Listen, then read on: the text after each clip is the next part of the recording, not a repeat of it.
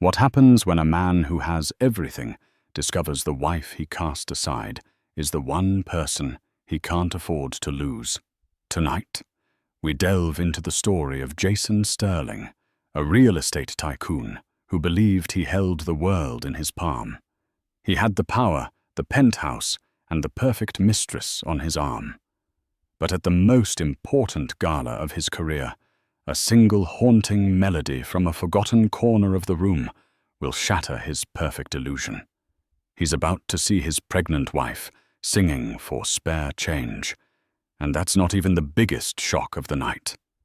Stay with us as a web of lies unravels, a secret legacy is revealed, and one woman's quiet strength brings an empire to its knees.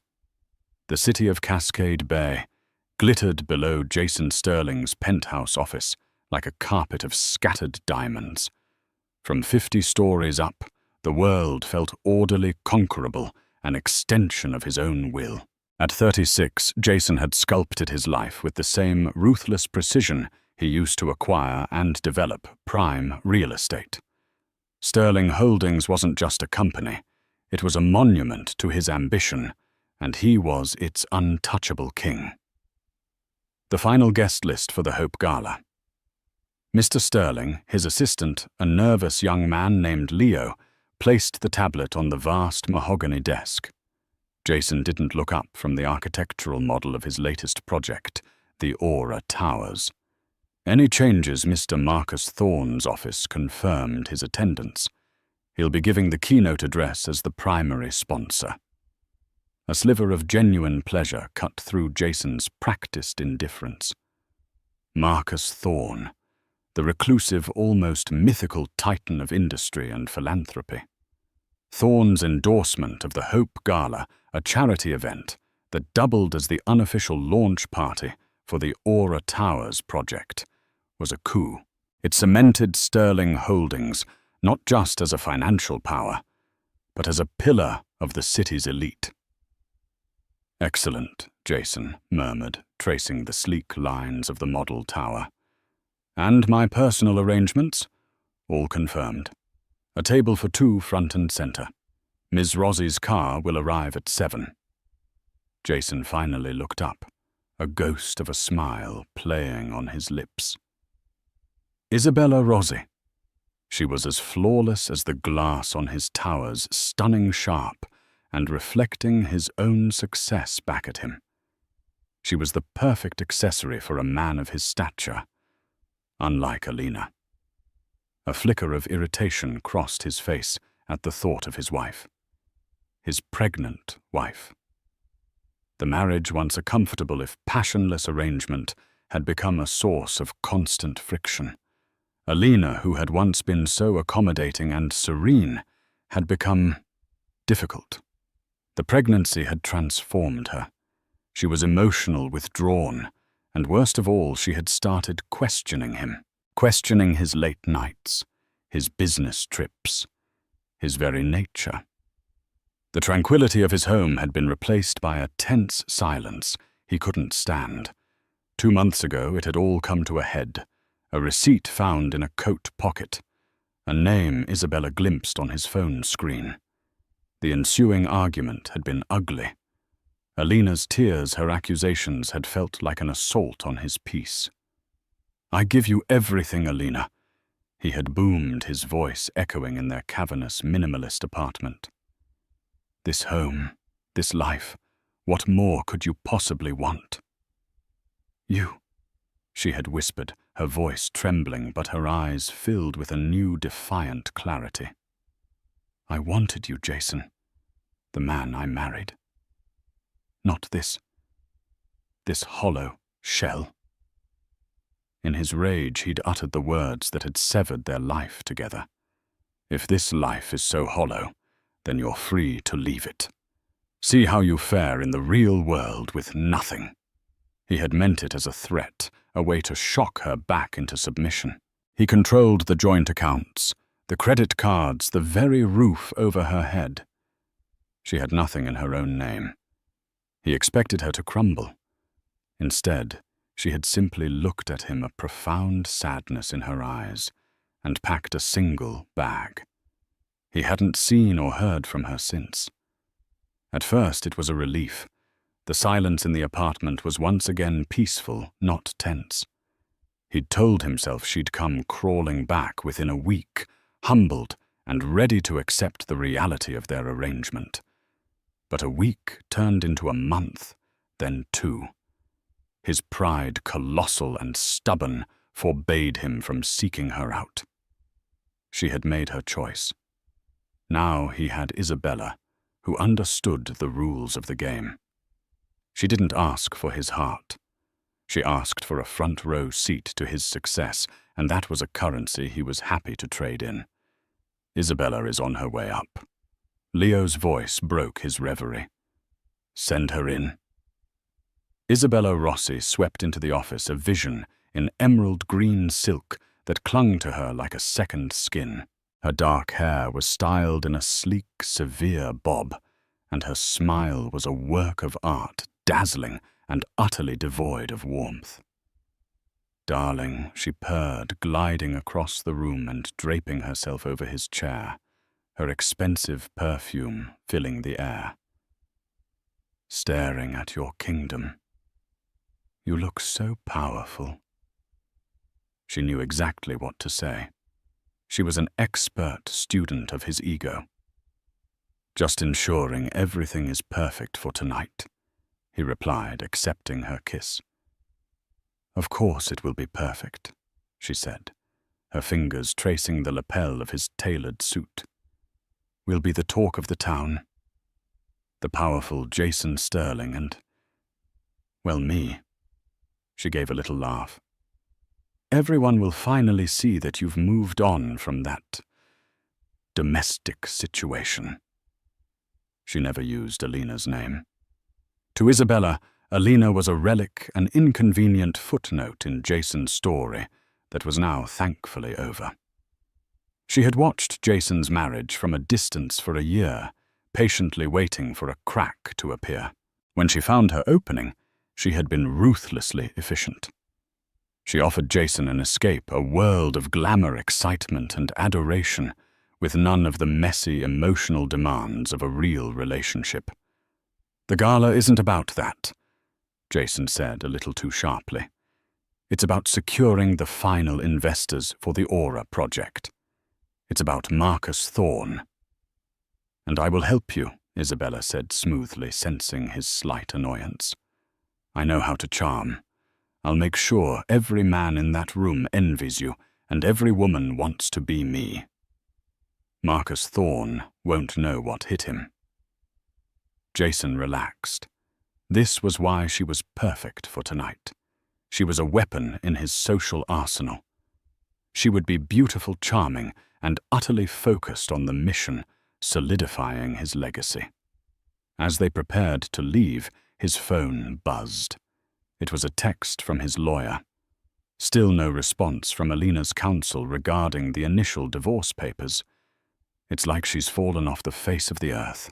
Jason scowled and deleted the message. Let her hide. Tonight the world would see him soar untethered and more powerful than ever. He had his mistress on his arm, the city's most influential man, ready to sing his praises, and $1 billion project on the verge of triumph. He was Jason Sterling, and he had left his past and his pregnant wife far behind, in the dust. He had never been more wrong. The world for Alina Sterling had shrunk to the size of a single, cramped room in a part of the city she'd only ever seen from the tinted windows of a chauffeured car. The glittering skyline that Jason saw as his kingdom was for her a distant, mocking constellation. Her new home was a third-floor walk-up with peeling paint and windows that overlooked a grimy alley. But it was hers. The silence here wasn't tense. It was a sanctuary. Leaving Jason had been like stepping off a cliff. The first few days were a blur of shock and fear, spent on the couch of her only true friend in the city, Sarah. Sarah, a fiercely loyal and practical nurse, had been the one to hold her as she cried, not just for the end of her marriage, but for the loss of the man she thought Jason could be. "He cut you off completely." Sarah had asked her face a mask of fury as she handed Alina a cup of tea. Alina nodded, staring into the floral pattern of the borrowed mug. Every card, every account. He said to see how I'd fare with nothing. The humiliation of it still stung. That bastard, Sarah seethed. "We'll sue him for everything. Spousal support, alimony. Alina, you're pregnant with his child." "No," Alina said, her voice surprisingly firm. "I won't fight him like that. I won't be the scorned wife begging for his scraps. If I take his money now, he'll think he was right that I can't survive without him. My baby will not be born into a world where its mother is seen as a victim." This resolve was a new, unfamiliar feeling. For years she had drifted in Jason's wake, her own identity slowly eroding. She had been a musician once, a singer with a soulful voice who played piano in smoky jazz clubs. She'd had dreams, but she fell in love with Jason's ambition, his drive, and she had willingly packed her dreams away to support his. He had loved her talent, he'd said, but he didn't love the life that came with it. The late nights, the low pay, the attention from other men. And so she had stopped. For him. Now with nothing left, that old part of her was all she had. "So what's the plan?" Sarah asked gently. "You need to eat for two, you need to pay rent. Pride is a wonderful thing, Alina, but it doesn't buy diapers." "I know," Alina whispered. She looked at her hands, the long, slender fingers that used to dance over piano keys. "I'm going to sing again." The decision was terrifying. Her confidence was a ghost. Her voice, once her pride, felt rusty and weak. But desperation was a powerful motivator. Sarah helped her find the small apartment and used her own savings to cover the first month's rent and deposit. Alina sold the few pieces of expensive jewelry Jason had missed when locking her out of the main safe, a pair of diamond earrings from her grandmother, a simple gold locket from her father. It was enough to buy a second-hand keyboard and a small portable amplifier. Her days became a routine of quiet determination. She practiced for hours, her voice slowly regaining its strength and tone. The melodies were tinged with a new melancholy, a depth of emotion she had never been able to channel before. She was no longer singing about love. She was singing about loss, survival, and the fragile flicker of hope. She started taking small cash-in-hand gigs, playing in coffee shops, quiet hotel lobbies, anywhere that would have her. The money was barely enough to survive on, but every dollar she earned felt like a victory. It was hers. One rainy afternoon, a call came from a man named Miguel, a booking agent she'd worked with years ago. "Alina." "I heard you were back in the game," he said, his voice warm. "I might have something for you. It's a bit last minute. A corporate gala. The regular string quartet cancelled. They just need some ambient music in the pre-function lounge. Easy money. A gala." Alina's stomach tightened. The world of galas felt 1,000,000 miles away, a life that belonged to another person. "Yeah, some big charity thing. The Hope Gala, I think it's called, at the Grand Imperial Hotel." He named the fee, and Alina's breath caught. It was more than she made in 2 weeks. It would be enough to cover next month's rent and buy some essentials for the baby. "The lounge, you said?" "Not the main ballroom?" she asked, her voice small. "Now you'll be tucked away in a corner of the atrium lounge while the VIPs are arriving and having cocktails. You'll be background noise, honey. In and out before the main event even starts. No one will even notice you. No one will even notice you." The words were both an insult and a comfort. The anonymity was what sealed the deal. She wouldn't have to face the judging eyes of the city's elite. She would be invisible, a ghost at the feast, earning the money she so desperately needed. She didn't connect the name Hope Gala with Jason's latest venture. His projects had grand, impersonal names, and she had tuned out his business talk long ago. "I'll take it," she said, her heart pounding. On the evening of the gala, Alina stood before the small, cracked mirror in her bathroom. She wore the only formal dress she owned, a simple, long-sleeved black velvet maternity dress she'd bought at a consignment shop. It was elegant in its simplicity, but she felt a painful awareness of how different it was from the designer gowns that would fill the hotel tonight. Her growing belly was prominent, a constant reminder of the life that depended on her. She felt a wave of nausea that had nothing to do with morning sickness. It was fear. She thought about backing out. She could call Miguel, tell him she was sick, but then she placed a hand on her stomach, feeling the gentle flutter of movement within. This wasn't just about her pride anymore.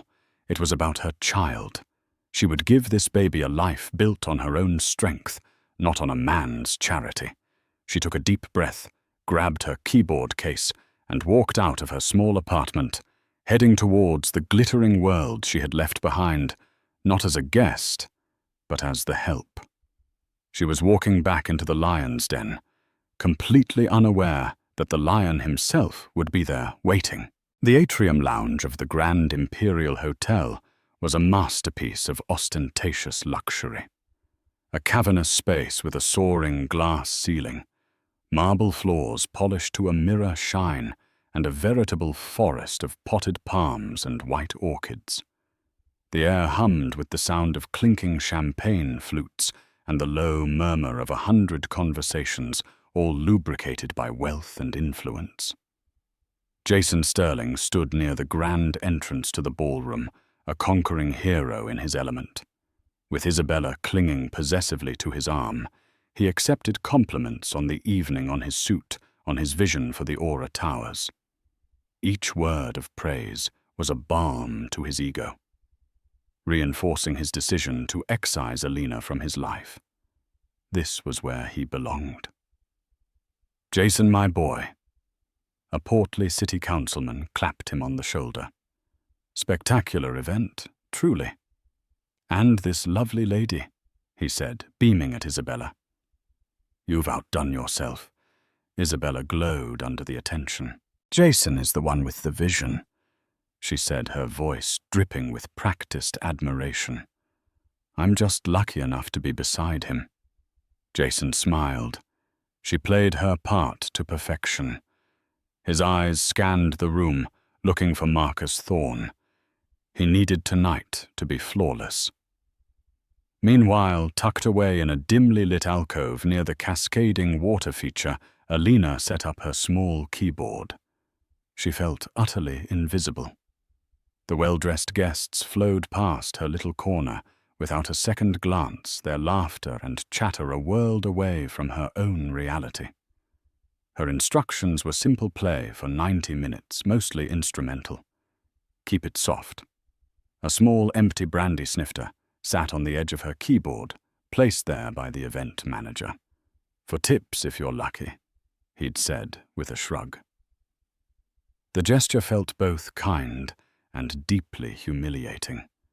Her fingers, stiff with nerves, found the keys. She started with a soft instrumental piece, a familiar melody that helped calm her racing heart. The music was just as the manager had requested background noise. A pleasant, forgettable soundtrack to the main event of networking and social climbing. For half an hour, she played her gaze fixed on the black and white keys, creating a small, safe world for herself amidst the chaos of wealth. As the lounge began to thin out, with guests moving towards the ballroom. For dinner, Alina felt a little bolder. The knot of anxiety in her stomach had loosened. There were only a few stragglers left. She decided to sing one song, a soft, melancholy ballad she had written herself in the lonely nights in her apartment. It was a song about losing everything, only to find a different kind of strength. Her voice, hesitant at first, rose into the vast space. It was clearer, richer, and more full of raw, honest emotion than it had ever been. The chandeliers are dark to me now. The velvet ropes are made of stone. I walk a path I didn't choose, but I have never been more at home. Across the lounge, Jason was in a conversation with a potential investor, Isabella smiling brightly beside him. He was mid-sentence when the voice cut through the air. It was faint at first, almost imperceptible beneath the remaining chatter. But it was a voice he knew as well as his own heartbeat. A voice he hadn't heard in months, except in the echoes of angry arguments. He faltered, losing his train of thought. "Jason, is something wrong?" Isabella asked, her grip on his arm tightening. "No, nothing," he said, shaking his head, trying to dismiss it. It couldn't be. It was a trick of the acoustics, a memory playing games with him. But then the voice swelled, filled with a pain and resilience that was utterly captivating. And in the silence, I can hear a promise, whispered, soft and low. A tiny heart that beats with mine. A seed of hope begins to grow. The investor's voice faded into a meaningless drone. Jason's blood ran cold. He slowly turned his eyes, scanning the room past the clusters of tuxedoed men and sequined women towards the sound. And then he saw her. In the shadows of the alcove, illuminated by the soft glow of a single uplight, was Alina. His Alina. Her face was pale, her eyes closed as she sang her hands, moving gracefully over the keyboard. And there, starkly visible beneath the simple black dress, was the undeniable, prominent curve of her pregnancy. His child. On the keyboard in front of her, catching the light, was the empty brandy snifter. For tips. The world tilted on its axis. Every ounce of air was sucked from Jason's lungs. The triumphant king of the gala was suddenly a man drowning in a sea of shame, rage, and a bewildering sense of loss. This was not the broken, desperate woman he had imagined crawling back to him. This was a stranger, beautiful and tragic, singing her heart out for spare change in the lobby of his own victory party. The humiliation was so profound, so absolute, it was physically painful. He felt the eyes of the entire world on him, even though no one else was looking. Isabella, noticing the color drain from Jason's face, followed his stunned gaze. Her eyes landed on Alina. For a moment there was confusion, then dawning recognition. A slow, cruel smile spread across Isabella's lips. She saw the scene not as a tragedy, but as a triumph, the final pathetic degradation of her rival. She squeezed Jason's arm, a gesture of victory. "Well, well," she whispered, her voice, a venomous purr meant only for him. "Look at that, singing for her supper. I guess the real world wasn't as kind as you were, darling." Her words were meant to be a comfort, a confirmation that he had chosen the winner. But to Jason they sounded like a death knell. He wasn't looking at a defeated woman. He was looking at the ruin he had created at the mother of his unborn child, forced into the most public and painful humiliation imaginable. And he had put her there. The thought was a dagger to his soul. The song ended. The last note hung in the air, filled with a devastating grace, before being swallowed by the opulent silence of the lounge. Alina opened her eyes, and for a heart-stopping second, her gaze met Jason's across the polished marble floor. In her eyes, he didn't see hatred or a plea for help. He saw a profound, weary disappointment. It was the look of someone who had expected nothing better from him, and he had met her expectations perfectly. Then she looked away, breaking the connection as if he were just another stranger in the crowd. The dismissal was more painful than any accusation. The spell was broken. The last few guests began to drift away, leaving the lounge nearly empty. Alina began to quietly pack her things, her movements precise and deliberate, as if she were holding herself together by sheer force of will. Jason remained frozen, a statue of regret, the triumphant evening crumbling into ash around him. The grand doors to the ballroom swung open, and the warm glow from within spilled out into the cooler, dimmer space of the atrium lounge.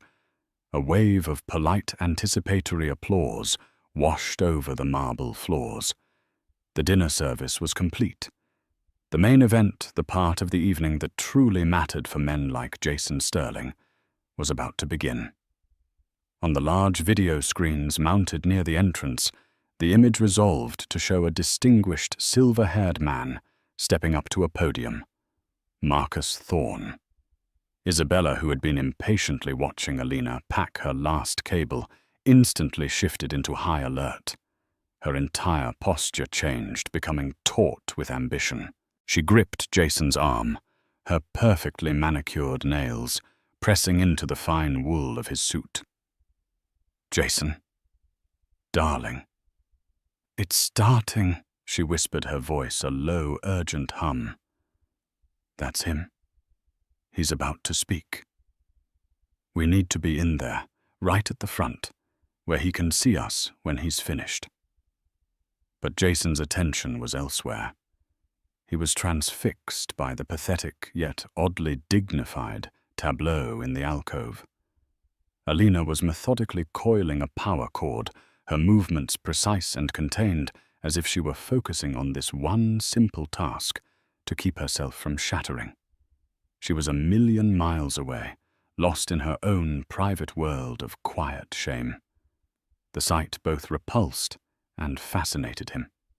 It was the living, breathing evidence of his power over her life, and yet there was a resilience in her posture that he found infuriating. Jason Isabella insisted, giving his arm a sharp tug. "Forget about that. This is our moment. This is for the Aura Towers. This is for us." "I'm not moving," Jason stated, his voice flat. He couldn't explain why, but he felt a primal need to witness the end of this scene, to see her finally disappear out of the service exit, a ghost vanishing from his gilded world. On the screens, Marcus Thorne adjusted the microphone. His calm, authoritative presence commanding silence from the hundreds of guests inside the ballroom. His voice, amplified, was a rich, sonorous baritone that carried easily into the lounge. "Good evening," Thorne began his opening words, standard gala fare. "It is a pleasure to be here to support the Hope Foundation and to celebrate the spirit of philanthropy that makes this city great. We gather tonight in this magnificent hotel, a testament to what can be built with vision and capital to raise funds for those who have little of either." Isabella preened, smiling as if Thorne were speaking directly to her and Jason. "He's brilliant," she breathed. "So commanding." In her corner, Alina paused, her hands still. She couldn't help but hear the speech.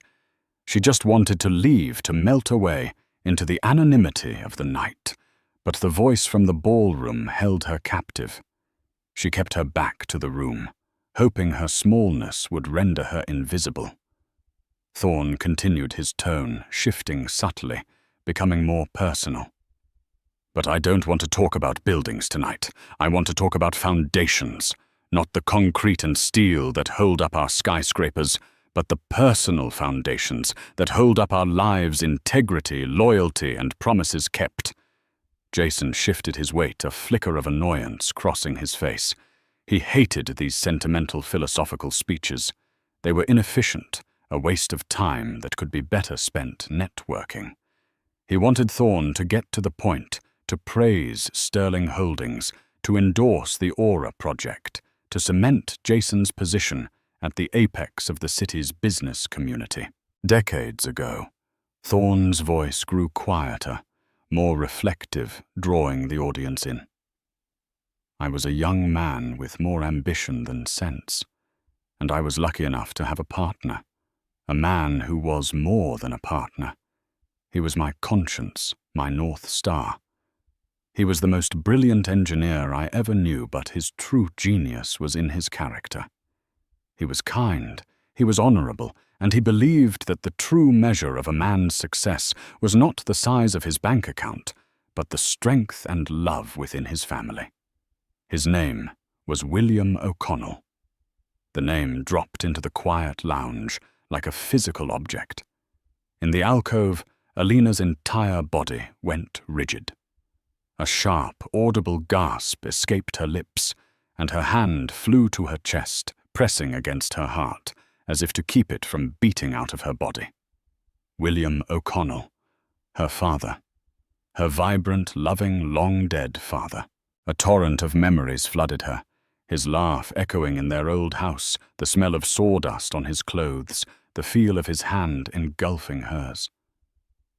What was happening? Why was Marcus Thorne a man she hadn't seen since she was a teenager? Speaking her father's name at a gala hosted by the company of the man who had just destroyed her life. The disconnect was so vast, so jarring it made her feel dizzy. Jason barely registered the name. It was vaguely familiar, perhaps from some old documents of Alina's he'd had his lawyers file away. But it meant nothing to him. It was ancient history irrelevant. Isabella, however, was growing impatient. "Who's William O'Connell?" she whispered dismissively. "Honestly, these old titans love to reminisce. I hope he wraps this up soon." But Thorne was not wrapping up.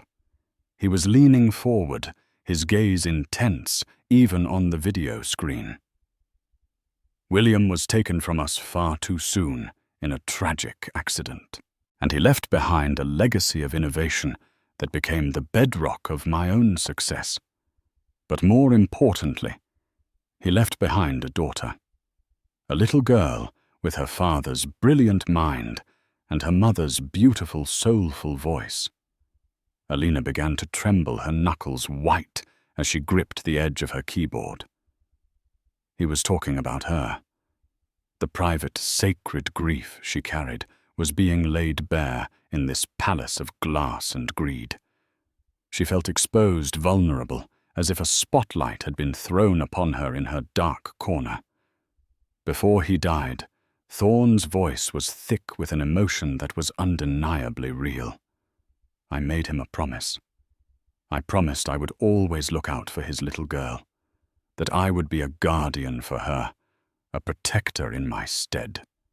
It is the single greatest regret of my life that through the chaos of the years, through my own self-absorption and the distance of time, I failed in that promise. I lost touch with her. A promise unkept is a heavy burden for an old man to carry. He paused, letting the weight of his words settle. "I came here tonight to endorse a new real estate project. But I find myself thinking instead about the most valuable real estate on earth, the ground of integrity upon which we stand. Are we building our lives on solid rock, or are we building on sand, ready to be washed away by the first storm?" He offered a clipped formal thank you to Sterling Holdings and stepped back from the podium. The ballroom erupted in thunderous applause. Isabella was energized, her focus absolute. "Okay, he's finished. He'll be coming out that main door.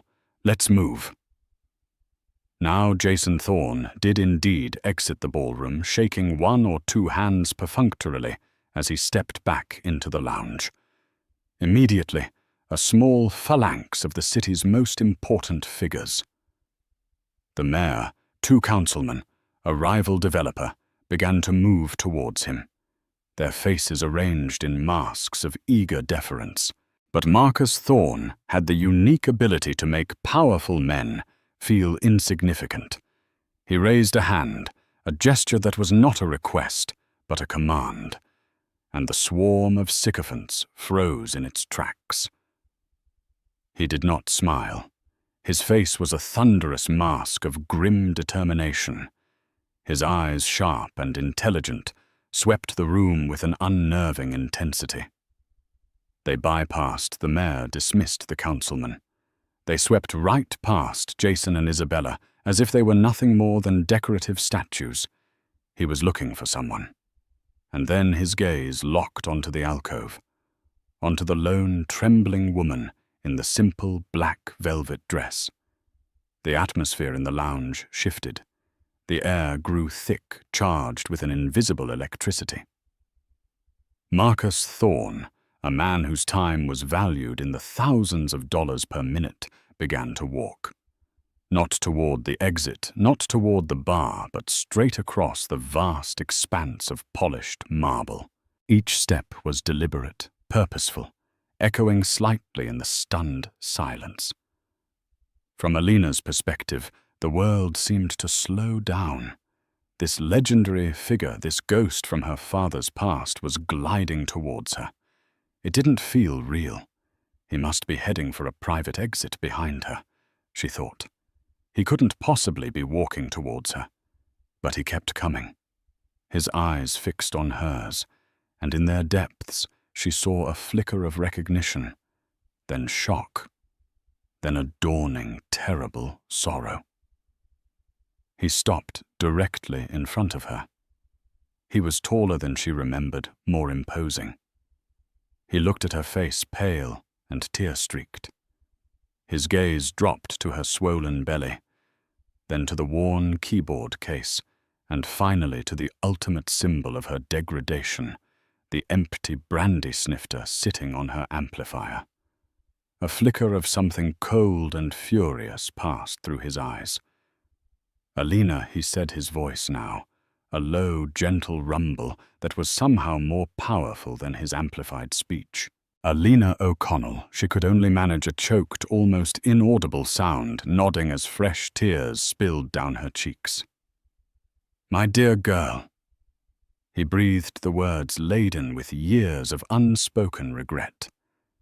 He looked past her for a fleeting second, his gaze sweeping over Jason, and a look of cold, hard understanding settled on his face.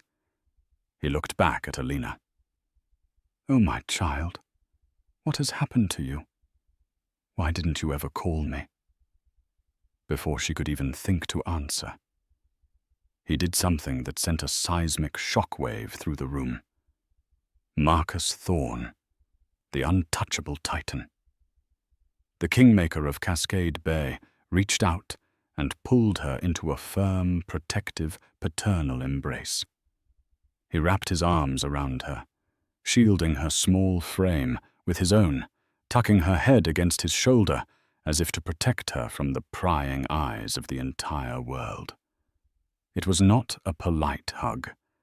It was an act of public reclamation, and in that moment, the final devastating piece of the puzzle clicked into place for Jason Sterling. O'Connell. Alina O'Connell, the co-founder of Thorne's original company, the old tech stocks in her trust. A trust he controlled. The man wasn't just a family friend. He was her godfather. The ground beneath his feet didn't just feel like sand. It felt like a gaping abyss opening up to swallow him whole. He had married not just a woman with a modest inheritance, but the sole heir to a foundational fortune, the beloved goddaughter of the most powerful man he had ever hoped to meet.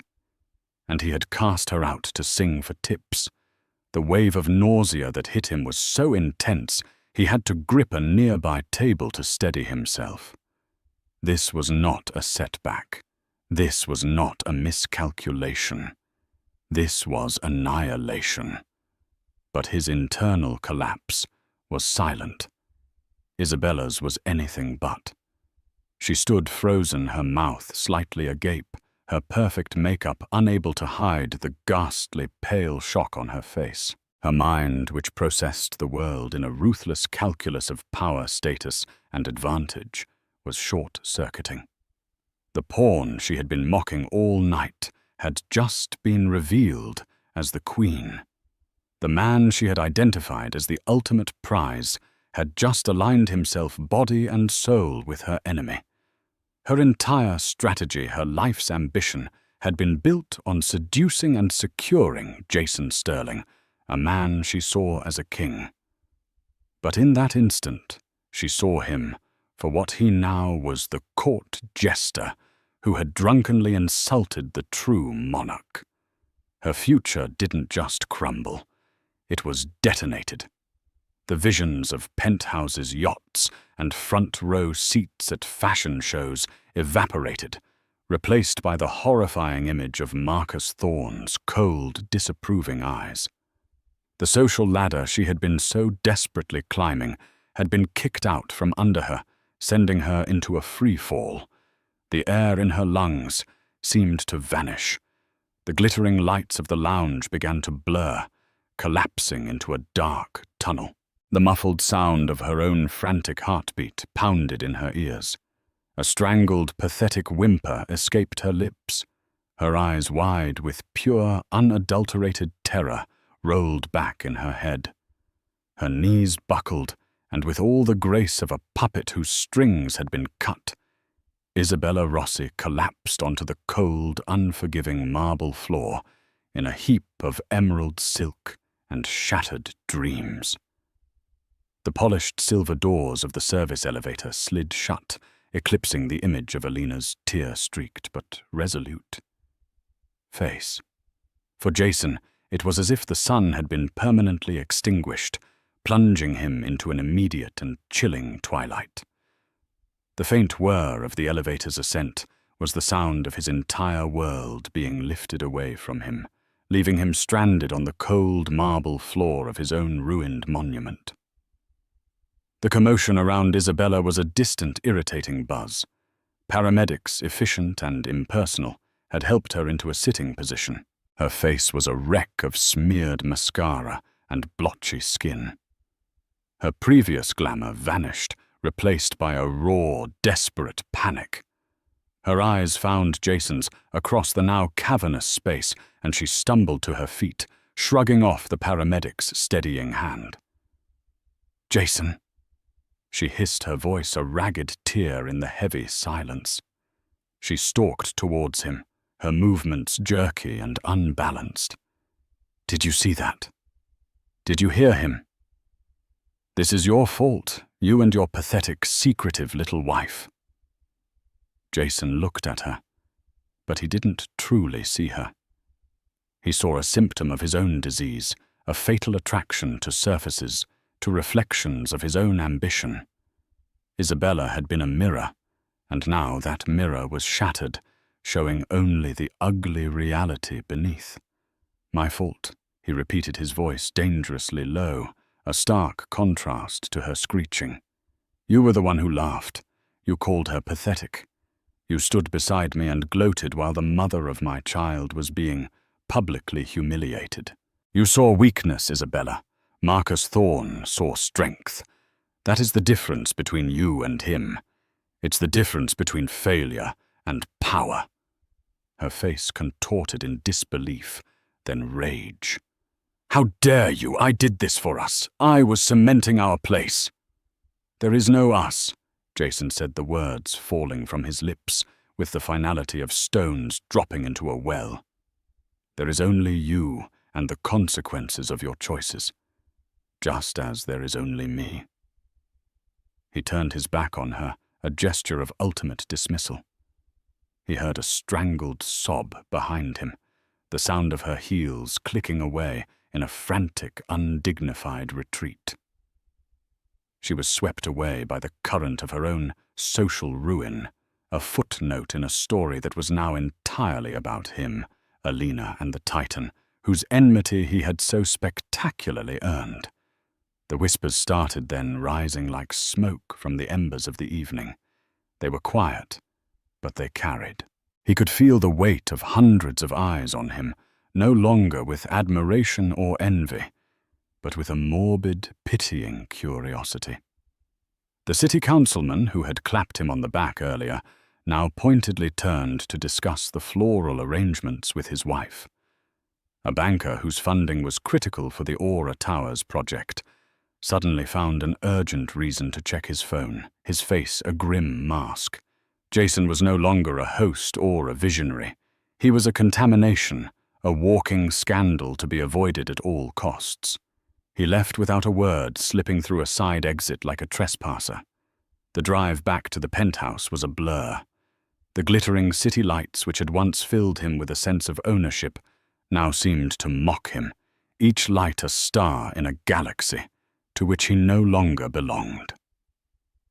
The silence in the vast apartment was a physical weight. It was no longer the peaceful, orderly silence he had once craved, but a dead, suffocating vacuum. The next morning, the fallout began in earnest.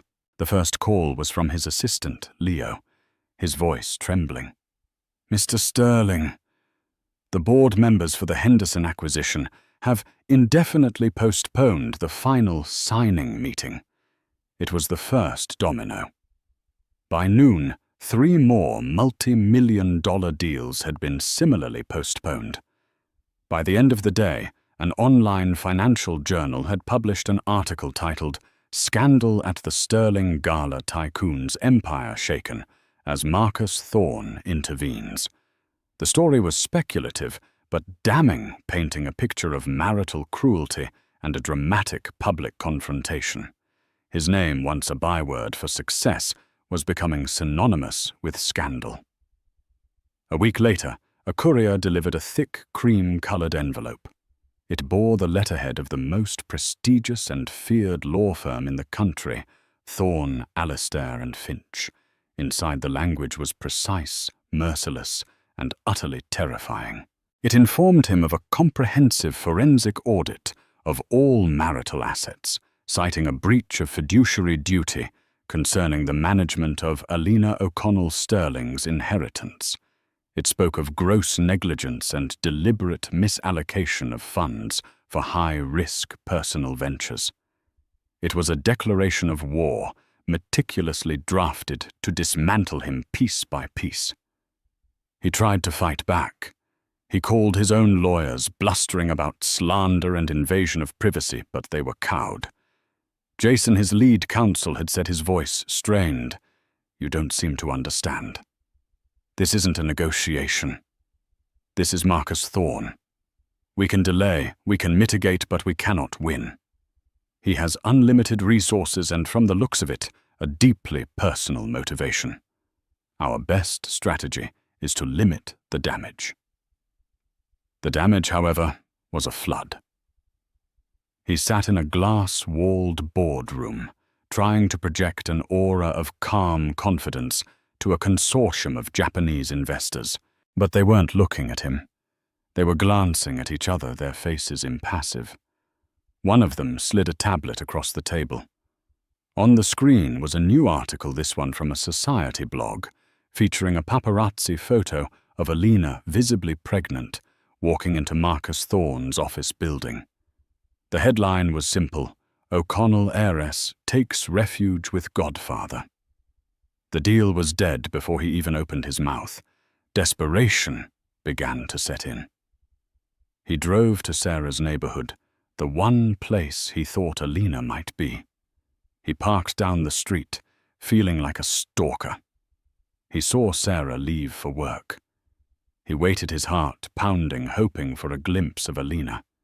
Instead, he saw a black town car with tinted windows pull up to the building. A man in a crisp suit, clearly a professional security guard from Thorne's personal detail, got out and stood watch at the entrance. The message was clear: she was protected, and he was locked out. The fortress was real. The following months were a slow, grinding descent into ruin. To stay solvent, he was forced to sell off assets, first the art from his office, then a boutique hotel project, then a parcel of undeveloped land he had been saving. Each sale was a piece of his identity being carved away. He became a recluse in his glass tower, the city below a constant, painful reminder of everything he had lost. It was a cold Tuesday morning, 6 months after the gala, when he saw the magazine. It was on the coffee table in his deserted reception area, left behind by a cleaning crew. Cascade Bay, Legacy and Finance Monthly. And on the cover was Alina. She was not the pale, haunted woman from the gala, nor the quiet, accommodating wife from his memories. This Alina was radiant. She was standing at a podium, her hair styled elegantly, her face alive with passion and purpose. She wore a tailored blue dress, and in her eyes was a fire he had never seen before, or perhaps had simply refused to acknowledge. The headline blared, "The O'Connell Legacy Reborn. Alina O'Connell Thorne launches Arts Foundation." His hands trembled as he picked it up. He read every word. The article detailed her quiet, strategic takeover of her own finances under the guidance of her godfather Marcus Thorne, whose name she had hyphenated with her own, erasing Sterling forever. It described her father, William O'Connell, and the true extent of the tech patents and foundational shares that made up her inheritance, a fortune Jason had arrogantly underestimated and recklessly used. The centerpiece of the article was the launch of the William O'Connell Foundation, a non-profit dedicated to providing grants and performance spaces for emerging musicians, the very kind of artist she had once been, the kind he had implicitly forced her to abandon. Then he saw the other photo, a full-page spread inside. It was Alina, sitting on a sun-drenched lawn, a large oak tree behind her. In her arms, nestled against her, was a baby swaddled in a soft white blanket. A son. His son. The caption read, "Alina O'Connell Thorne, with her son William, the inspiration behind her new philanthropic mission." William. She had named him after her father. A legacy passed down, a line of integrity he had no part in. The name was a statement, a final definitive severing of their connection. This child belonged to the O'Connell legacy, to the Thorne protection, not to the disgraced Sterling name. He stared at the photograph until the images blurred. The baby's tiny, perfect hand. The look of profound, unconditional love on Alina's face. He had seen that look once, long ago, directed at him. He had taken it for granted, treated it as his due, and had ultimately crushed it. In that moment, the full, crushing weight of his failure descended. It wasn't about the lost money or the failed business. It wasn't about the public shame or the loss of power. It was the realization of what he had truly destroyed. He had been given a gift, a woman of substance, talent, and quiet strength, a chance at a family, a connection to a real and honorable legacy. And he had traded it all for a hollow empire of glass and steel, and for the fleeting validation of superficial people like Isabella. He stood up and walked to the floor-to-ceiling window. His reflection stared back at him, a pale, gaunt figure, utterly alone in a vast, empty room. Below, the city glittered on, indifferent. He had wanted to own it all, to be its king. Now he was just a ghost, haunting a gilded cage. He looked from his lonely reflection to the magazine in his hand, at the picture of the mother and child, who represented a vibrant, hopeful future. He had lost his wife. He had lost his son. He had lost his honor. Jason Sterling, the man who prided himself on calculating the value of everything, finally understood the meaning of true bankruptcy. He had nothing left at all. And so Jason Sterling's gilded empire, built on a foundation of lies, was brought down not by a market crash or a corporate takeover, but by the quiet strength of the woman he threw away. Alina's story is a powerful reminder that true wealth is not in what you own, but in who you are, and that integrity is a currency that never loses its value. She lost a husband, but she found her voice, her legacy, and a future for her child built on her own terms. What did you think of this incredible twist of fate? Who was the real villain in this story?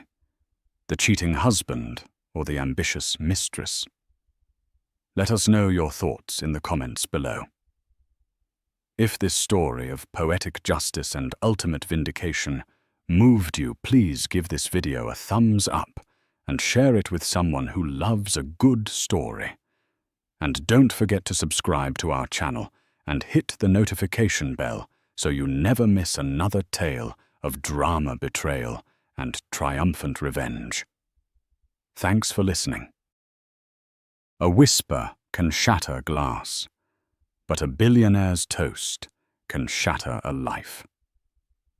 In the gilded ballroom of the St. Regis, filled with the city's elite, Sadie Trombetta stood by her husband's side, the perfect picture of grace and support. She was the silent architect of his empire, the woman who polished his crown. But tonight, that crown would be used to stone her.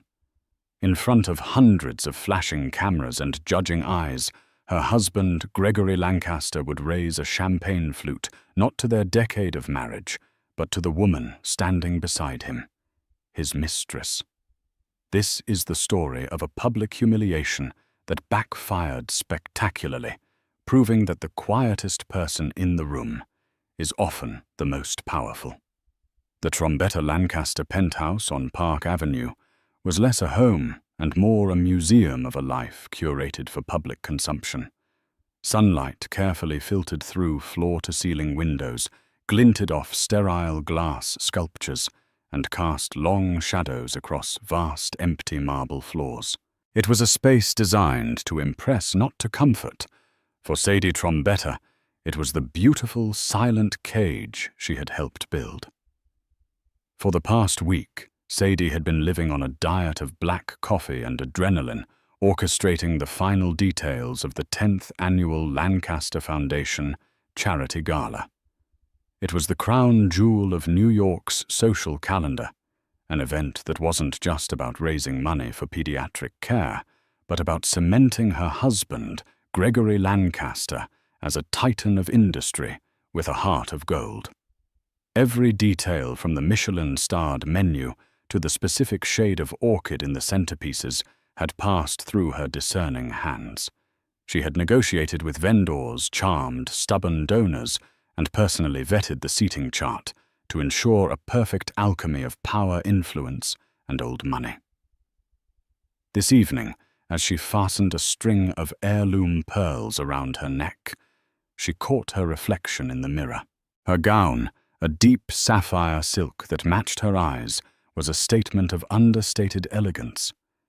Yet the woman staring back looked tired. A faint web of exhaustion spun around her otherwise composed features. Gregory walked into the dressing room already in his tuxedo. He exuded an effortless, almost predatory charisma that had once captivated her. Now it felt like a weapon he wielded against the world, and increasingly against her. He adjusted his bow tie, his eyes briefly flicking over her in the mirror.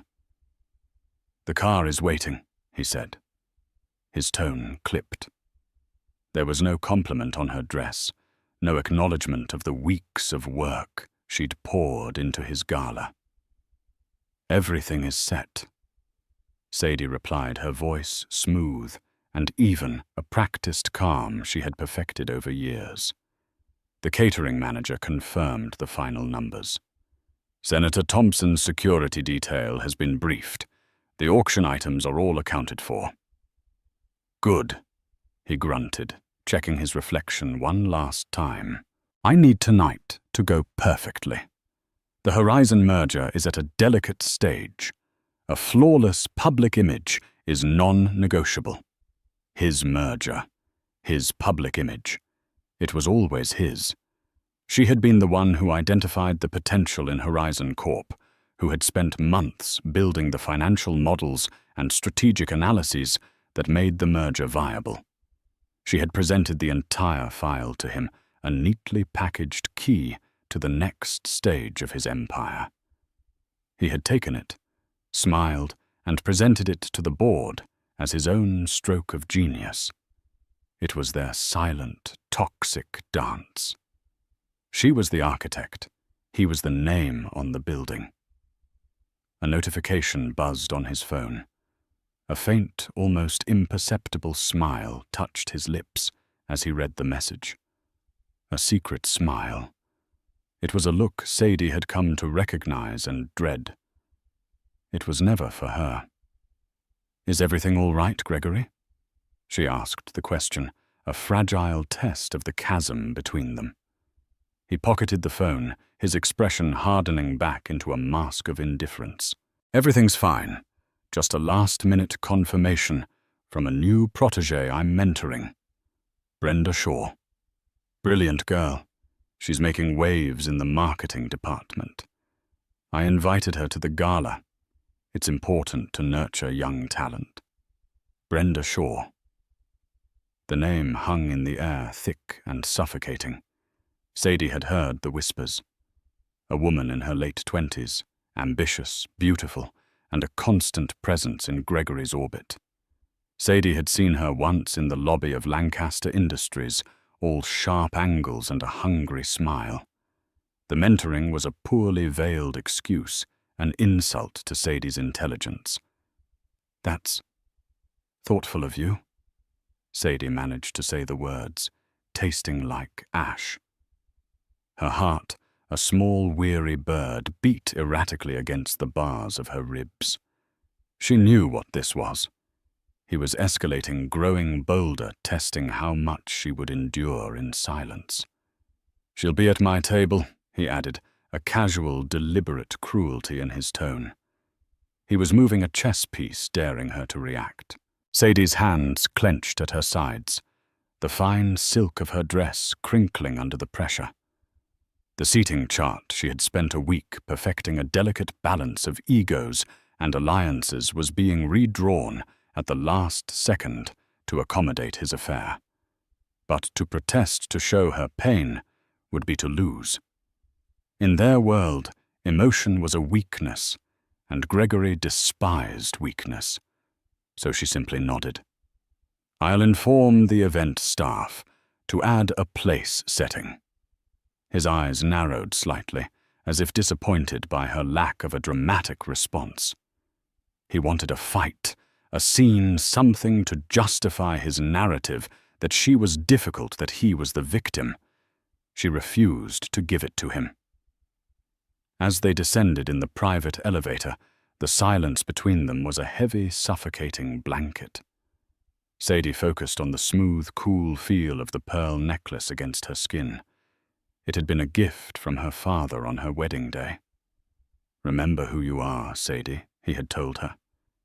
"You are a trombetter. Your mind is your greatest asset. Don't ever let anyone make you feel small." Her father had been a brilliant engineer, the true genius behind the foundational patents that had launched Lancaster Industries. After his death, Sadie, his sole heir and protégé, had brought that intellectual property into her marriage with Gregory. It was the bedrock of their fortune, a secret known to only a select few. Gregory had the charisma and the ruthless business acumen, but she held the blueprint. It was a truth he had long since chosen to forget. Tonight, as the car glided through the glittering streets of Manhattan toward the St. Regis, Sadie felt a profound and terrifying shift. The cage was no longer just silent. It was shrinking. The humiliation was no longer a private affair, confined to the sterile rooms of their penthouse. He was bringing it into the light, into the one place where image was everything. And as she looked at her husband's cold, handsome profile, a chilling certainty settled in her soul tonight was not just another gala. It was an execution. The grand ballroom of the St. Regis was a breathtaking symphony of gold and crystal. Chandeliers dripped with light, casting a warm, buttery glow over the hundreds of guests who moved like schools of brightly colored fish through the opulent space. The air hummed with the sound of discreet networking, the clinking of champagne flutes, and the murmur of powerful names being exchanged like currency. For a decade, this had been Sadie's stage, a world she navigated with effortless grace. Tonight it felt like a courtroom, and she was the one on trial. Gregory was in his element, a king holding court. He moved from one influential circle to another, his laughter booming, his hand clasping the shoulders of politicians and rival CEOs with practiced familiarity. Sadie remained by his side, a silent, elegant shadow. She smiled, she nodded, she accepted compliments on her gala with a quiet, "Thank you, all," while Gregory absorbed the praise as if he'd conjured the entire evening out of thin air. "Gregory, my boy." "Another masterpiece," exclaimed Walter Finch, a silver-haired lion of Wall Street and one of the few board members who remembered Sadie's father. He was a remnant of a more honorable era, and his eyes, sharp and knowing, held a warmth for Sadie that Gregory's never did. "We do our best," Walter Gregory said, placing a possessive hand on the small of Sadie's back. The gesture meant to convey unity, felt like a brand. Walter's gaze shifted to Sadie. "Don't let him take all the credit, Sadie. I know who the real brains behind this operation is. Your father would be immensely proud." Sadie felt a flicker of genuine warmth. "Thank you, Walter. That means a great deal." Gregory's smile tightened at the edges. He hated any mention of her father, any reminder that the Lancaster Empire was built on a Trombetta foundation. He quickly steered the conversation back to himself, launching into an anecdote about his latest acquisition, leaving Sadie to politely extricate herself. She was making her way toward the main table to check on the final arrangements when she saw her. Brenda Shaw. She was standing near the stage, a splash of garish crimson in a sea of tasteful jewel tones and classic black. Her dress was cut daringly low, her jewelry ostentatious, her laughter loud and demanding of attention, and she was holding Gregory's arm as if she had every right to be there. The whispers started immediately, a subtle shift in the room's energy. Heads turned, eyes lingered for a moment too long. The city's elite were experts at smelling scandal, and the scent was now thick in the air. Sadie felt hundreds of pairs of eyes on her, watching, waiting for her to crack. She could feel their pity, their morbid curiosity. It was 1,000 tiny cuts on her soul. She kept walking, her posture impeccable, her expression a serene mask. She reached the head table, a grand affair at the front of the ballroom. As she'd instructed, an extra place setting had been squeezed in. It was placed right next to Gregory's, directly opposite her own. A public declaration. A young event coordinator, a girl named Sarah, whom Sadie had mentored, rushed over her face, pale with distress. "Mrs. Lancaster. I am so sorry." Mr. Lancaster's assistant called and demanded the change. I tried to explain that it would unbalance the entire table's protocol. But Sadie placed a reassuring hand on the young woman's arm. "It's all right, Sarah. You did what you were told. Don't worry about it." But it wasn't all right. The meticulously planned protocol was shattered. A junior marketing employee was now seated between Gregory and the CEO of a major banking institution, a spot Sadie had reserved for the wife of a key political ally. It was a deliberate social snub, a message to everyone present that the old rules no longer applied, because Gregory Lancaster was making new ones. She took her seat, the plush velvet feeling like stone beneath her. A few moments later, Gregory arrived at the table, Brenda clinging to his side. He didn't introduce her to Sadie. He didn't even acknowledge his wife's presence. "Brenda." "You sit here," he said, pulling out the chair beside him. He then turned to the banker on Brenda's other side. "Mr. Peterson, this is Brenda Shaw, my marketing prodigy. She's the one revolutionizing our digital outreach." Brenda preened under the attention, her eyes darting across the table to land on Sadie with a triumphant, malicious glint. It was a look that said, "I'm here. I'm next to him. You are being replaced." Dinner was an agonizing performance. Sadie engaged in polite conversation with the guests to her left and right, discussing philanthropy, the stock market, and summer plans in the Hamptons. All the while, she was acutely aware of the drama unfolding directly across from her. Gregory leaned into Brenda, whispering in her ear, making her laugh, that loud, grating laugh. He refilled her wine glass himself, ignoring Sadie's, which had sat empty for the last half hour. He was isolating Sadie, making her invisible in a room where she was supposed to be the hostess. The humiliation was a physical thing, a cold knot tightening in her stomach. Every hushed giggle from their side of the table, every shared glance was a fresh wound. She saw the other guests trying to be discreet, their eyes darting back and forth between the stoic wife and the flaunted mistress. She was the evening's uncomfortable, tragic spectacle. The live auction began a temporary reprieve. Sadie watched as Gregory, with theatrical flair, bid on a multi-million-dollar yachting vacation, a gift he would no doubt be taking Brenda on. When the bidding was over, he stood tapping his glass for attention. The room fell silent. It was time for the evening's keynote address. It was time for the final killing blow. He strode to the stage, bathed in the warm glow of a spotlight, looking every bit the magnanimous billionaire. He was a master of public speaking, his voice resonating with power and charm. Sadie's hands lay perfectly still in her lap, her back ramrod straight. She prepared herself, bracing for the inevitable. The cold knot in her stomach was gone, replaced by an icy, almost supernatural calm. The execution was at hand, and she would face the blade with the dignity her father had taught her. The spotlight followed Gregory as he took the center of the stage, the Lancaster Foundation's logo projected on a massive screen behind him. He looked out at the sea of expectant faces, a masterful pause building the anticipation.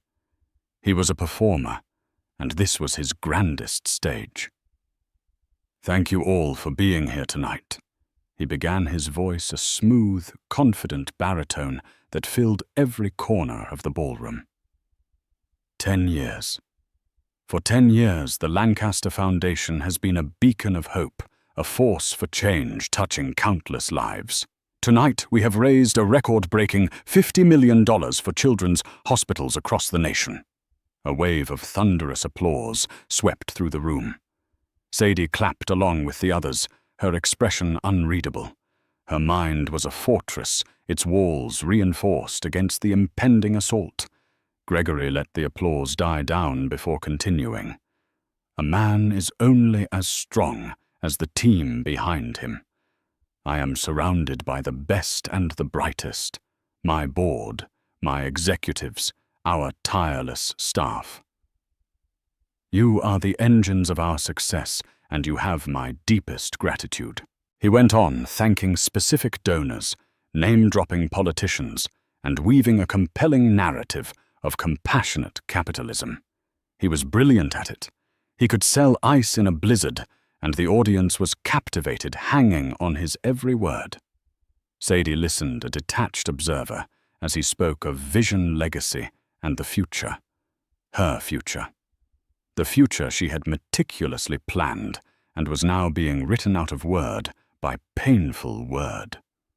He was nearing the end of his speech. This was the moment. Traditionally, this was when he would thank her. He would talk about their partnership, call her his rock, the heart of the foundation. It was always part of the script, a public reaffirmation of their union, however hollow it had become in private. Building an empire. Gregory said, his voice dropping to a more intimate, reflective tone, requires more than just strategy and capital. It requires inspiration. It requires a muse. For too long, I have been coasting on old momentum. But recently, a new energy, a new vision has been brought into my life. A vision of a bolder, more dynamic future. A confused murmur rippled through the crowd. This was not the expected script. Sadie's heart hammered against her ribs, a frantic prisoner.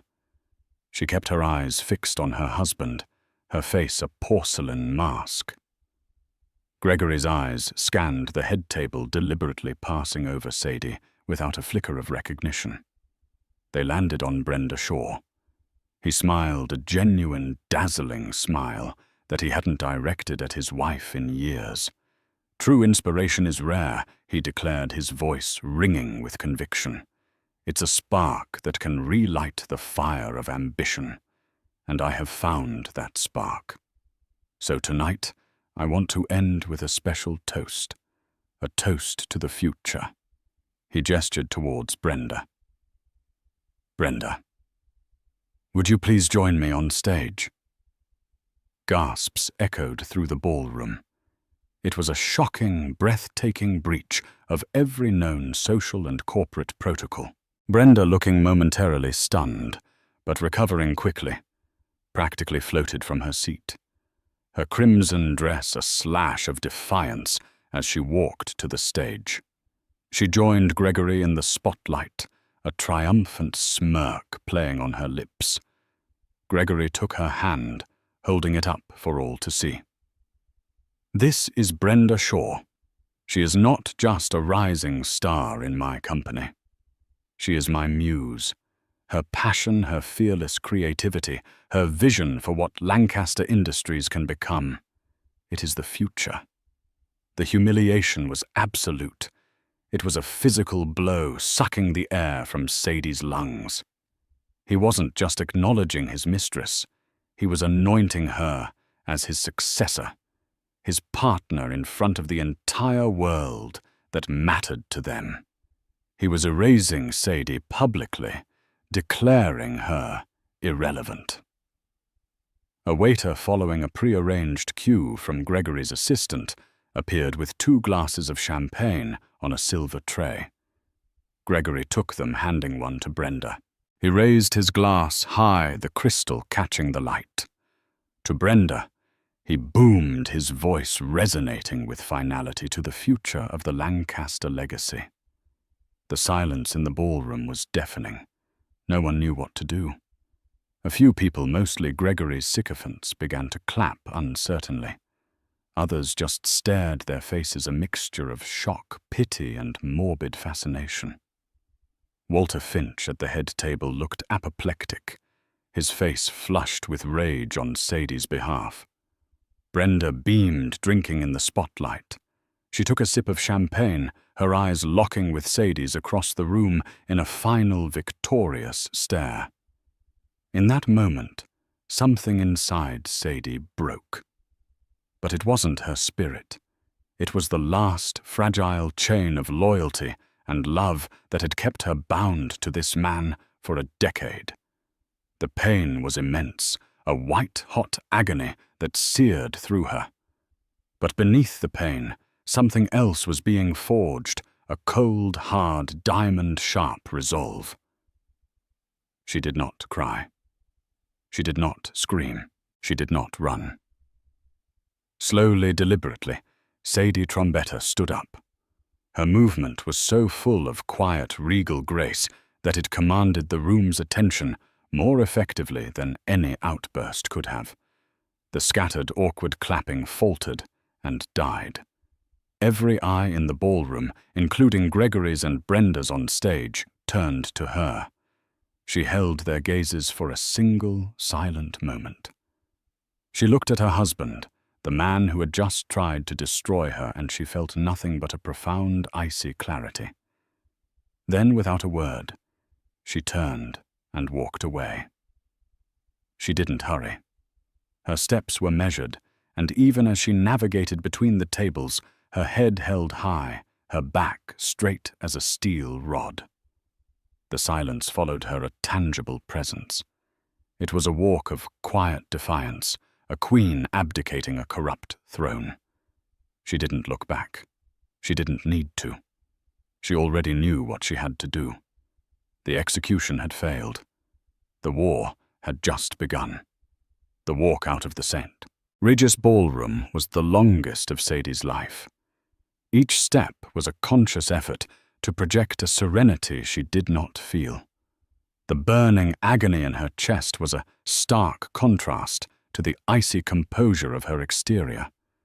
She was aware of the hundreds of eyes on her back, their gazes like physical weights.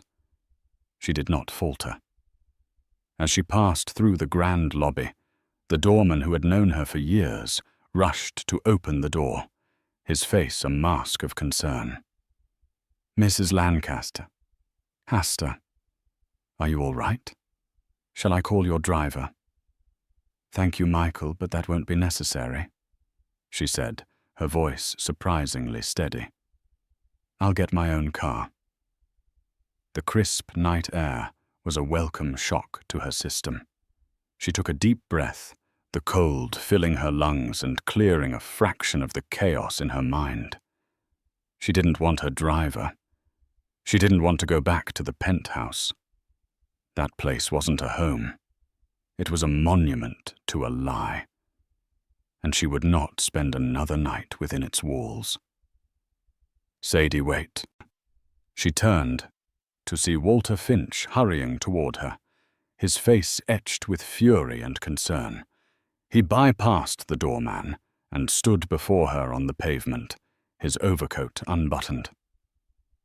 "That was the most despicable, disgraceful thing I have ever witnessed," he said, his voice a low growl. "Gregory has lost his mind.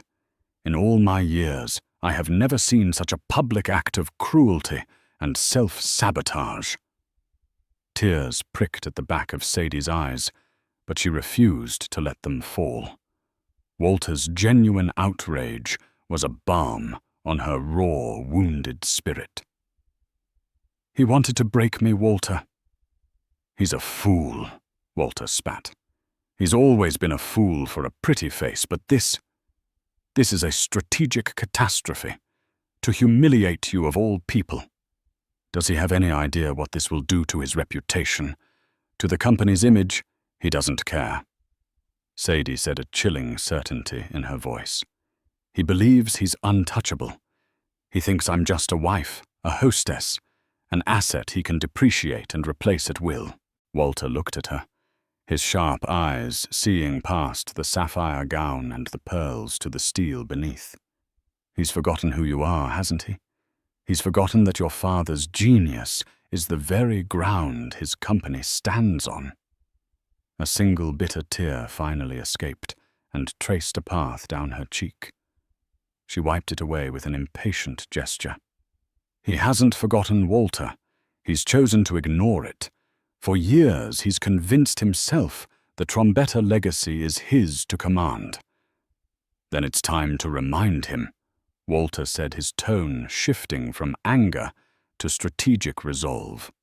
"Sadie, whatever you decide to do, I want you to know you have my full support, on the board and off it. Many of us have grown weary of Gregory's arrogance. This might be the tipping point." The offer of an alliance so freely and immediately given was the first stone in the foundation of her new life. "Thank you, Walter. I'm going to need it." "What are you going to do?" he asked gently. Sadie looked up at the glittering skyline, at the towering Lancaster Industries building that dominated the horizon. a building built on her family's legacy. "Tonight, he toasted to the future," she said, her voice dropping to a near whisper, yet laced with an unbreakable strength. "Tomorrow, I'm going to take it from him." After Walter left, promising to call first thing in the morning, Sadie hailed a taxi. She gave the driver the address of a discreet, high-security bank in the financial district, a place where she maintained a private vault Gregory knew nothing about. Inside that vault was a briefcase, and inside that briefcase was her arsenal. An hour later, in the sterile, quiet viewing room of the vault, Sadie laid out the contents of the briefcase on the steel table. It wasn't jewelry or bearer bonds. It was paper. Meticulously organized files, hard drives, and original signed documents. Here were the original patent filings for the core micropropulsion technology. Her father, Dr. Alistair Trombetta, had invented patents that were the lifeblood of Lancaster Industries' aerospace division, their most profitable sector. Here was the prenuptial agreement, which she herself had helped draft, with a little-known clause she had insisted upon. In the event of a divorce precipitated by marital infidelity, all intellectual property originating from the Trombetta estate would revert to her sole ownership. Gregory, in his youthful arrogance, had signed it without a second thought, too eager to get his hands on her father's work. And here was the most critical file labeled Phoenix. It was the culmination of 3 years of secret, painstaking work. While Gregory was chasing mergers and preening for magazine covers, Sadie had been quietly refining her father's technology. She had developed a new generation of the propulsion system, smaller, more efficient, and orders of magnitude more powerful. It was a quantum leap forward, a technology that would make the current Lancaster systems obsolete overnight. She held the patents all filed under a shell corporation registered in Switzerland. She had created it as a contingency, a life raft in the stormy sea of her marriage. She had prayed she would never have to use it. But Gregory had not just created a storm. He had summoned a tsunami. She packed everything back into the briefcase, her movements precise and methodical. The pain was still there, a deep, resonant ache, but it was now overlaid with a powerful, clarifying purpose. He had humiliated the wife, but he had awakened the architect.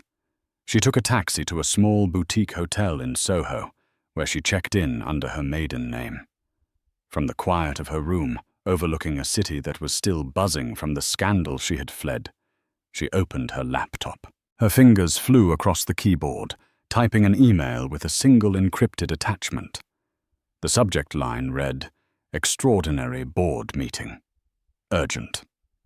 The recipients were Walter Finch and the other 6 members of the Lancaster Industries Board of Directors. The email itself was short and direct. Board members, in light of events that transpired this evening, a matter of critical and immediate importance to the company's future has arisen. I am calling an extraordinary board meeting for 9 a.m. tomorrow morning in the main conference room.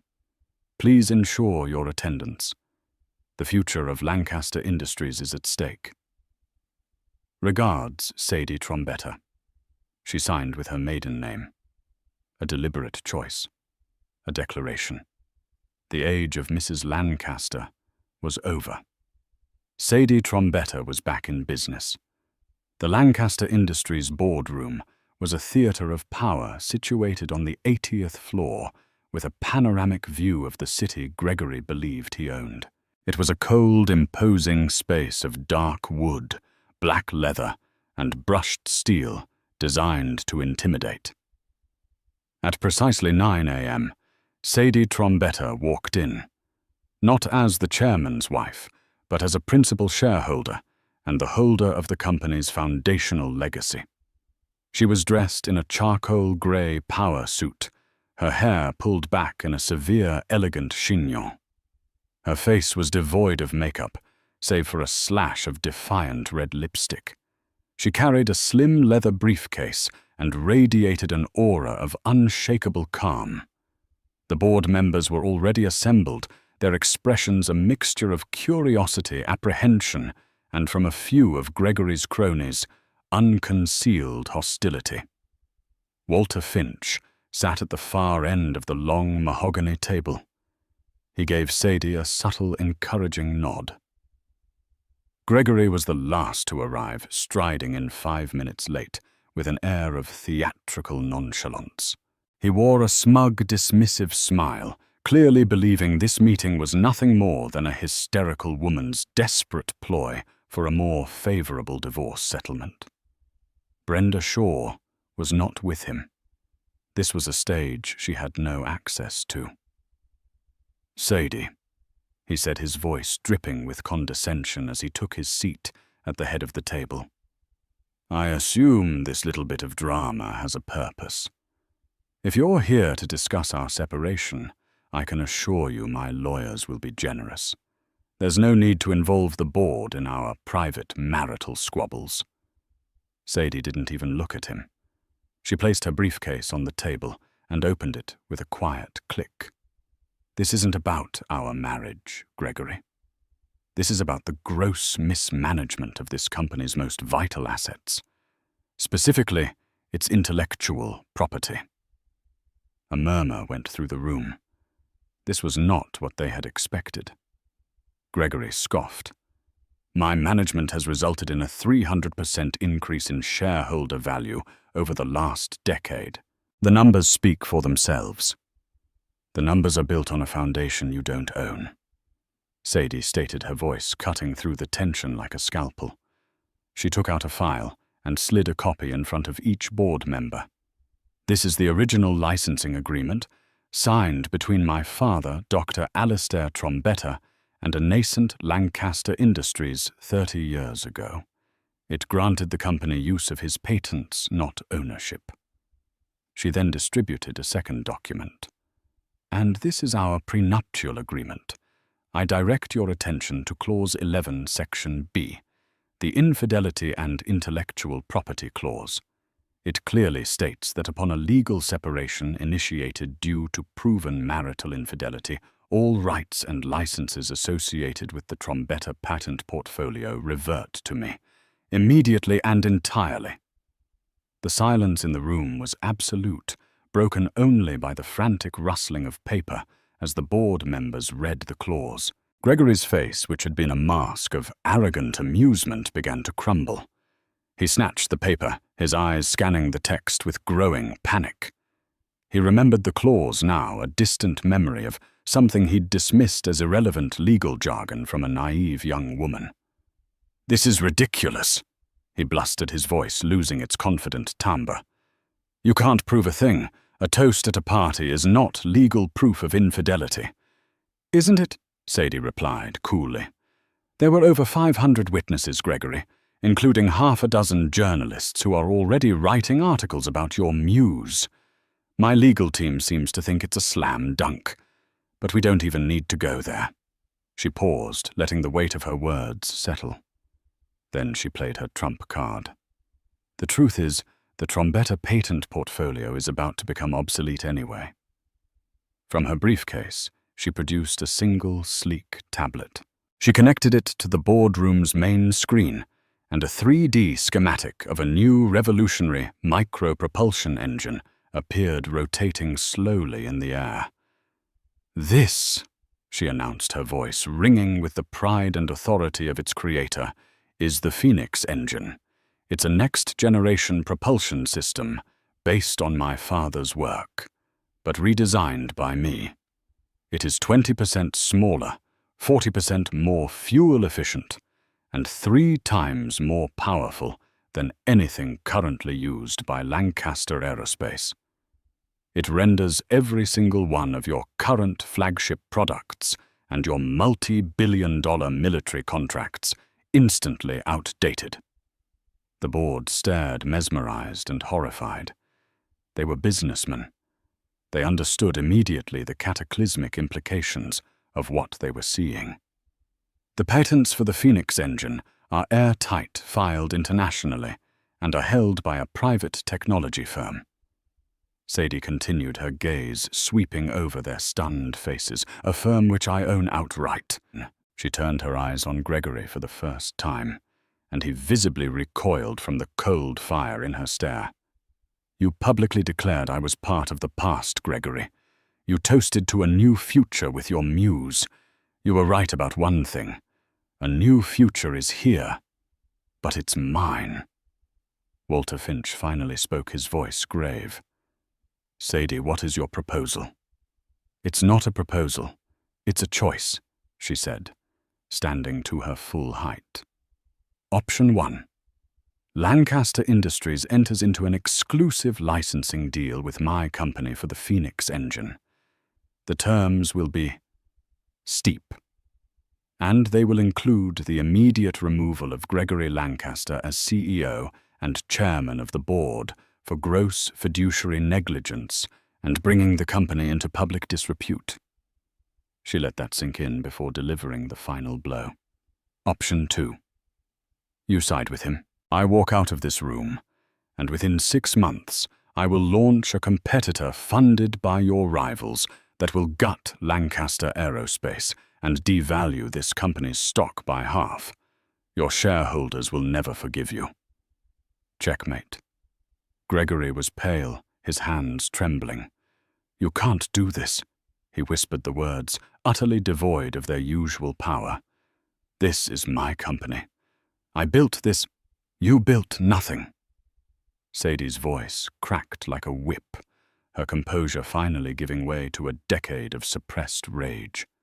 You took my father's work and my strategies, and you put your name on them. You stood on the shoulders of a giant and told the world you were tall. I was the architect of this empire, Gregory. And what the architect builds. She leaned forward, her voice dropping to a deadly whisper. The architect can tear down. The boardroom was silent. The board members looked from the defeated, trembling man at the head of the table to the powerful, composed woman who held their future in her hands. The choice was not a choice at all. It was a surrender. The fallout was swift and brutal. The emergency board meeting concluded not with a vote, but with a quiet, unanimous capitulation. Faced with the choice between corporate suicide and ousting their arrogant CEO, the board chose self-preservation. By noon, a press release carefully drafted by a crisis management team under Sadie's supervision was sent out. It announced that Gregory Lancaster was stepping down for personal reasons effective immediately, and that the board had appointed an interim CEO while they conducted a search for a permanent replacement. It was corporate speak for a coup, and everyone in the financial world knew how to read between the lines. The articles that had been poised to detail a juicy marital scandal quickly pivoted to a stunning corporate shakeup. Gregory was escorted from the building by security. He wasn't allowed to return to his office. His personal effects would be boxed up and sent to him. In the space of 3 hours, he had gone from being the king of a corporate empire to a pariah locked out of his own castle. His name, once a symbol of power, was now synonymous with disgrace. He tried to fight it, of course. He called his lawyers, screaming about conspiracies and theft. They calmly explained the ironclad nature of the documents he had signed, and the catastrophic legal battle he would face and lose. He called the board members who had once been his allies, but their phones went straight to voicemail. No one wanted to be associated with a sinking ship. The deepest cut, however, came from Brenda. She had heard the news through the corporate grapevine, a tsunami of rumor and speculation that had engulfed the marketing department. Her dream of becoming the next Mrs. Lancaster, of reigning over New York society from a Park Avenue throne, had evaporated. The future Gregory had toasted to was now a toxic asset.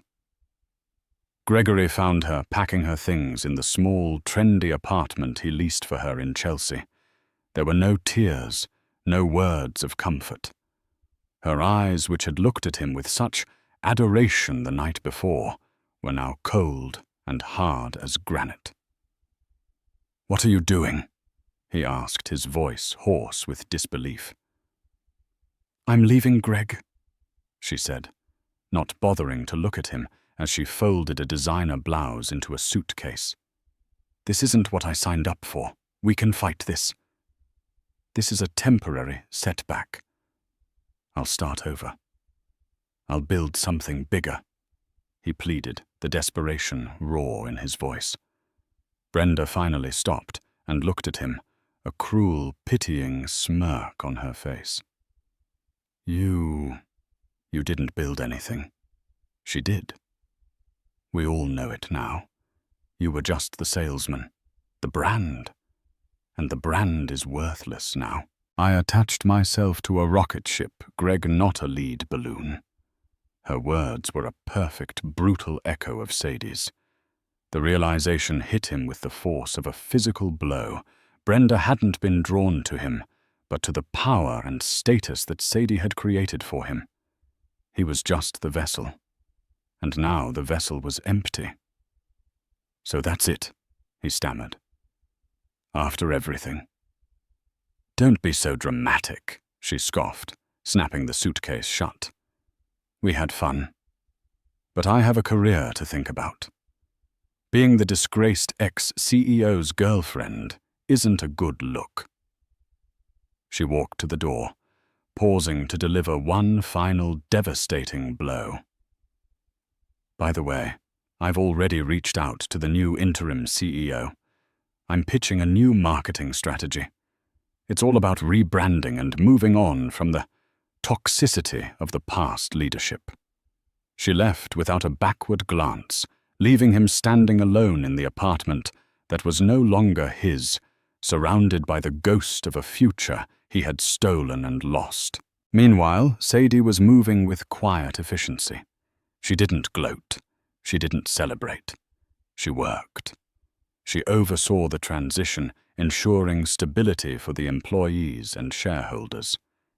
She met with the board to outline the terms of the licensing deal for the Phoenix engine.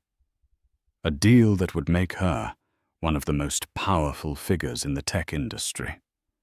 She wasn't just taking back what was hers. She was building something new on the ruins of her old life. A week after the gala, Gregory, broken and desperate, managed to get past the new security at Sadie's hotel. He cornered her in the lobby as she was heading out for a meeting. He looked like a ghost of his former self, disheveled, his eyes wild with a mixture of rage and pathetic pleading. "Sadie, please," he began, reaching for her arm.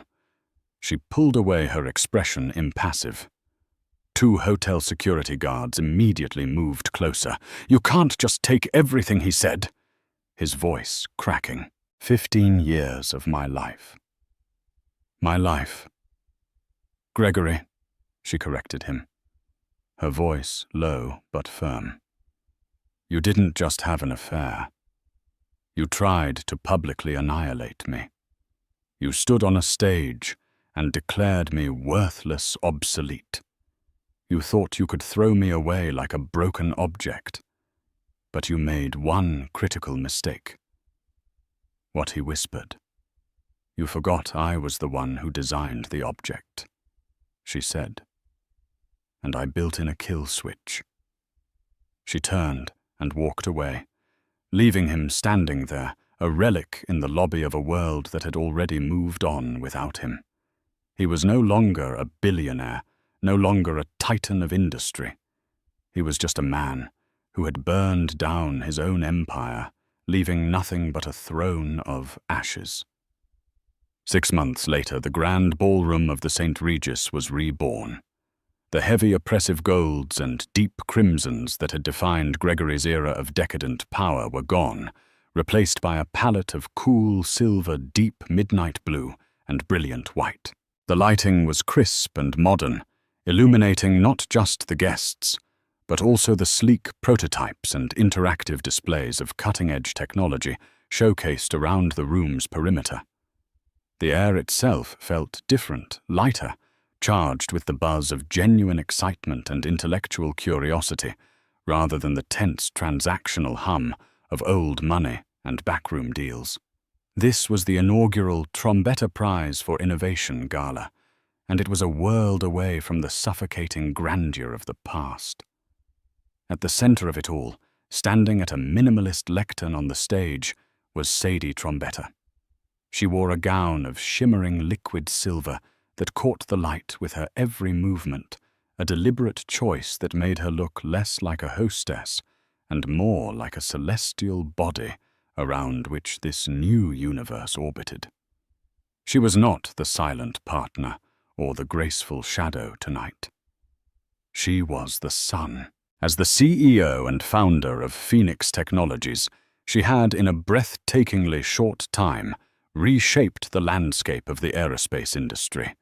Her company was the new Titan and Lancaster Industries stable, but forever humbled was now just one of many clients paying a premium to license her revolutionary technology. As she looked out at the sea of faces, a strange sense of temporal vertigo washed over her. It felt like a lifetime ago that she had sat at a table in this very room, a silent, unwilling spectator to her own public execution. She remembered the suffocating weight of hundreds of pitying eyes, the sharp physical pain of Gregory's betrayal. For a fleeting moment, the ghost of that humiliation brushed against her heart. But it was only a ghost, a powerless spectre, from a life that no longer belonged to her. The memory held no heat, no sting. It was simply data, a record of a past she had survived and overcome. Innovation is not just about invention. She began, her voice clear and steady, amplified throughout the ballroom. It was a voice that held a new timbre of authority, one earned in boardrooms and contract negotiations. It is about courage. The courage to challenge the status quo, to tear down what isn't working, to build something better. It is a legacy I am proud to inherit from my father, Dr. Alistair Trombetta, who believed that the human mind was the only true engine of progress. Her speech was a masterclass in quiet power. She spoke of the future of fostering brilliance wherever it could be found, of breaking down barriers for the next generation. When she announced the first ever recipient of the $1 million Trombetta Prize, a brilliant, fiercely intelligent young female engineer from a public university whose work in sustainable energy was groundbreaking, the room rose to its feet in a thunderous standing ovation. It was more than polite applause. It was a genuine, heartfelt celebration of the new meritocracy Sadie was championing. Later, as Sadie moved through the crowd, she was met not with the fawning sycophancy Gregory had commanded, but with genuine respect. A grizzled tech billionaire, known for his reclusive nature, shook her hand and spoke of a potential collaboration. A United States senator congratulated her on using her platform to inspire young women in STEM. She was no longer just a name on a society page. She was a force. Amidst the throng, a young reporter from a prestigious financial journal managed to get her attention. She looked barely out of college, her eyes wide, with a mixture of awe and nervousness. "Ms. Trombetta, it's an honor. Your story is, well, it's an inspiration to so many of us. Can I ask you one question?" Sadie offered her a warm, encouraging smile. "Of course. There are whispers," the reporter began, her voice dropping slightly. "About your ex-husband, Gregory Lancaster. Some say he's living in obscurity somewhere in the Midwest, having lost most of his fortune in bad investments. Others say he's trying to land a junior consulting job. It's such a dramatic fall. Do you ever think about him?" The question hung in the air, a final fading echo of her past. Sadie's smile did not waver. Inside, she felt not a flicker of triumph or malice, but a profound, settled peace. Gregory was a figure from a photograph in a history book she had already read. His fate, whatever it was, had no bearing on her present. He had authored his own irrelevance. Mr. Lancaster was a chapter in my life that is now closed, she said, her tone gentle but utterly final. I've learned that you can't move forward if you're constantly looking in the rear-view mirror. I prefer to focus on the road ahead. I find it's much more interesting to write the book than to reread old chapters.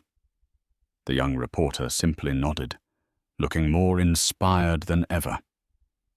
Later that evening, as the gala began to wind down, Walter Finch found her on a private balcony overlooking the glittering tapestry of the city. The cool night air was a relief after the warmth of the ballroom. "A perfect evening, Sadie," he said, handing her a flute of champagne. "Your father would have been bursting with pride." "Thank you, Walter, for everything," she said, her voice filled with sincere gratitude. "I couldn't have done this without your support." "You would have found a way," he countered. "You always do. But I'm honored to have been in your corner." He gestured with his glass towards the skyline, where the Lancaster Industries building stood still prominent, but no longer the sole monument to her family's legacy. It was now just one part of a much larger story. "I think a different toast is in order, one that should have been made 6 months ago, in this very room." He raised his glass high, the crystal catching the starlight, his eyes twinkling with deep admiration. "To Sadie Trombetta, the architect." Sadie looked at her reflection in the glass, at the confident, serene woman staring back. She thought of the pain, the betrayal, and the lonely, terrifying nights when she'd had to find a strength she didn't know she possessed. She had not just taken back an empire. She had built a new one on a foundation of integrity and vision. Her victory was not in Gregory's fall, but in her own ascent. Smiling a real, radiant smile that reached her soul, she touched her glass to his. The future was hers, not by marriage or by inheritance, but by her own brilliant, unbreakable design. That's the story of Sadie Trombetta, a woman who reminded the world that true power isn't about being the loudest voice in the room, but about owning the blueprint. Gregory Lancaster thought his wife was a decorative part of his life, easily replaced. He learned too late that she was the foundation, and without her, his entire empire was nothing but a house of cards.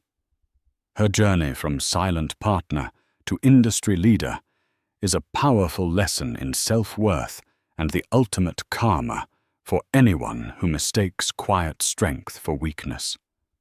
It proves that the best revenge isn't anger or tears, but building a future so bright it completely eclipses the shadows of the past.